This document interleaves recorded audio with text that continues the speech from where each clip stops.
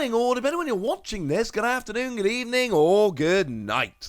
My name's Ross, and as always, told out of Voice of Radio. So today we need to talk about some new super rares that have gone and been revealed from Incandescent Arcana. Over the past couple of days, we've had four secret rares that have been revealed in a couple of different ways, and these make me very, very happy indeed. Well, that's a lie, actually. It's kind of a lie. One of them makes me very, very happy and very, very sad. So why don't we start there? You see, yesterday the official Japanese YouTube channel updated with a video that showed off a couple of secret rares. One of which was very, very interesting indeed. What we've basically got is a character rare of Jinx. Yay! For those of you that don't know, Jinx is one of my least favourite Pokemon. It creeps me out, I'm sorry. I don't like Jinx. I also don't like Mr. Mime. Mr. Mime has long since been a Pokemon I just dislike. Oh, and Hisuian Sneasler. And here's the thing. We don't actually have a good look at this particular card. We got a very small, very blurry, very bad look. However, it certainly looks like that's Hayaganosuke artwork. It really looks like Hayaganosuke. And if you look at the name in the bottom left-hand corner of the card, that also seems to say Hayaganosuke. Now, I can't say for absolute certain. We won't know for a fact until we see a better version of the card. But it really looks like Hayaganosuke. Bearing in mind, the other character rare they've done, the one they did a little while ago, was that Hoot Hoot, which I've gone on record more than once as saying is one of the very, very best, one of the two best character rares that we've actually seen in this modern era of character rares. The other one, if anyone's wondering and has forgotten, is the Okacheke Alchemy. They are, as far as I'm concerned, 1 and 2. When we're looking at the best character rares, they are the best among them. Feel free to argue with me in the comment section, but they are the best. So, I'm kind of conflicted. Because on the one hand, we've got another Hayaganosuke character rare. That makes me extremely happy. I'm a huge fan of Hayaganosuke. Them and Okacheki, they are, in my estimation, 1 and 2 in terms of Pokemon TCG artwork right now. But on the other hand, it's Jinx, and I dislike Jinx. So I'm not entirely sure how happy or sad I am about this. But just like when Okacheki did the Hisuian Sneasler, I'm going to be a bit sad that one of my favourite artists has had to draw one of my least favourite Pokemon, and then I'm going to realise that the artwork is still absolutely beyond stunning, and I'm still going to love it, even if I'm a bit creeped out by the Pokemon. The Jinx is not actually, I believe, one we've talked about so far. We've got an interesting Pokemon here, whereby the ability says that if it's knocked out by damage from your opponent's Pokemon V's attack, they don't take any prizes for that KO. So the Pokemon still gets KO'd by Pokemon V, but doesn't give up any prizes when they are KO'd. It's then got an attack for 2 colourless energy that does 10 damage plus 10 more for each damage counter on your opponent's active Pokemon. Translations for myself and the lovely Antoine Boulet.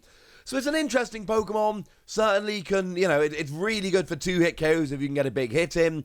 And certainly we've got a nice ability there. But it creeps me out and I don't like it. But the artwork might be amazing. The other one that was shown off in that video was the full art of Alolan Vulpix. And I don't think anyone's terribly surprised that Alolan Vulpix is getting a full art. Because they all get full arts. Like, that's the way it happens. All Pokemon V get full arts. But that doesn't really matter, because we knew it was going to be coming, we just wanted to see it, and the artwork is absolutely stunning. I absolutely adore the artwork on this one. It just looks beautiful, alright? It just looks absolutely beautiful. So, yeah, something we can get a little bit excited about.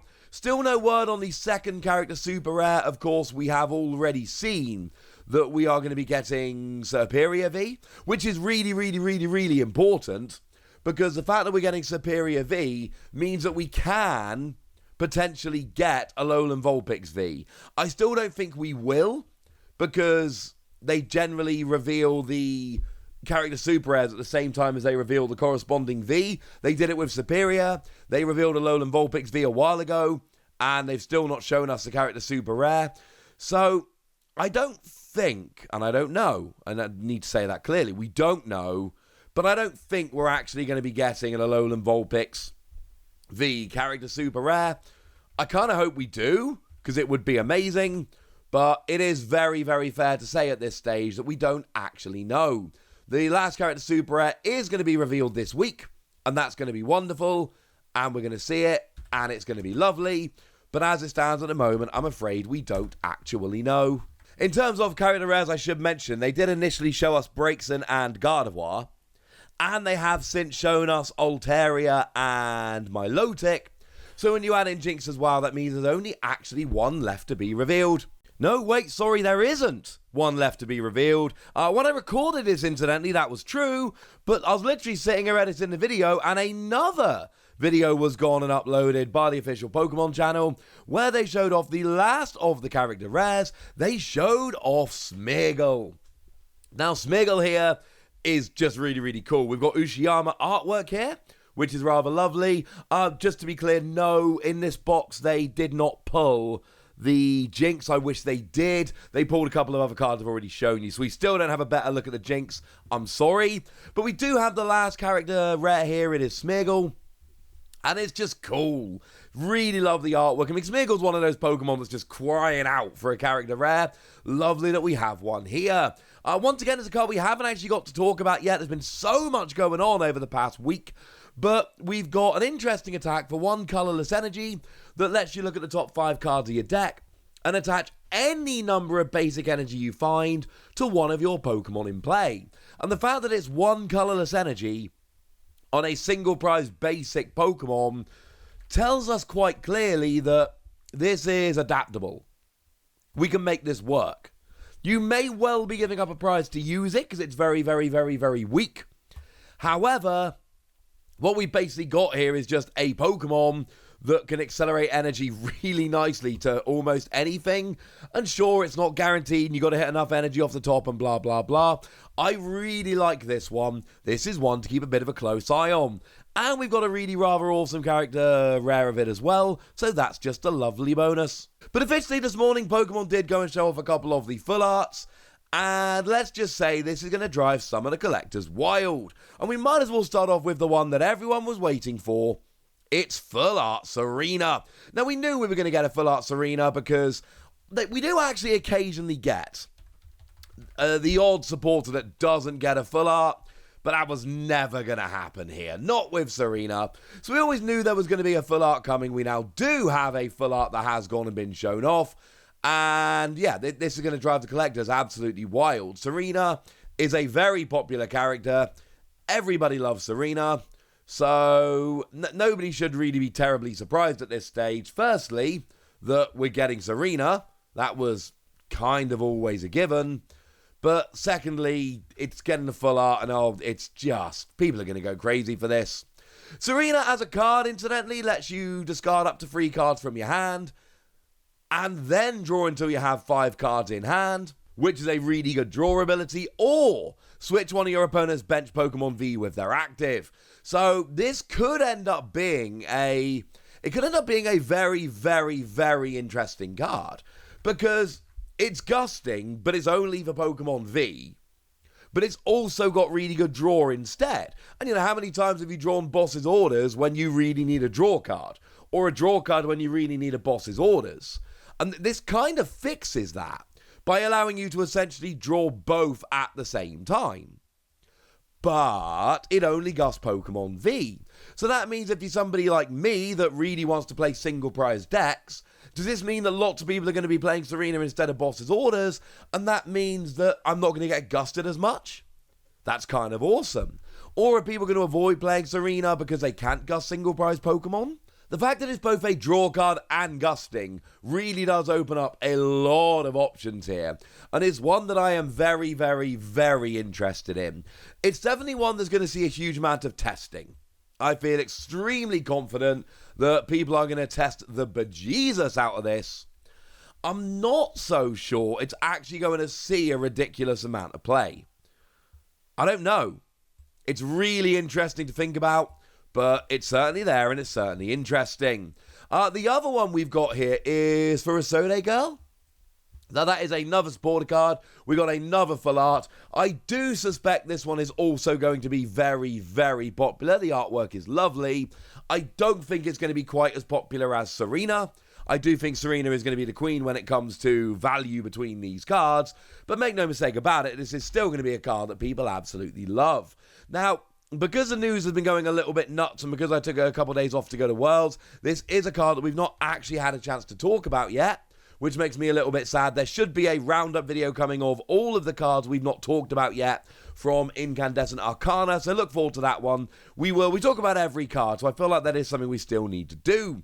But for Isode Girl says that you can search your deck for a basic Pokemon, put it on your bench, and then you may switch that with your active, though you don't have to.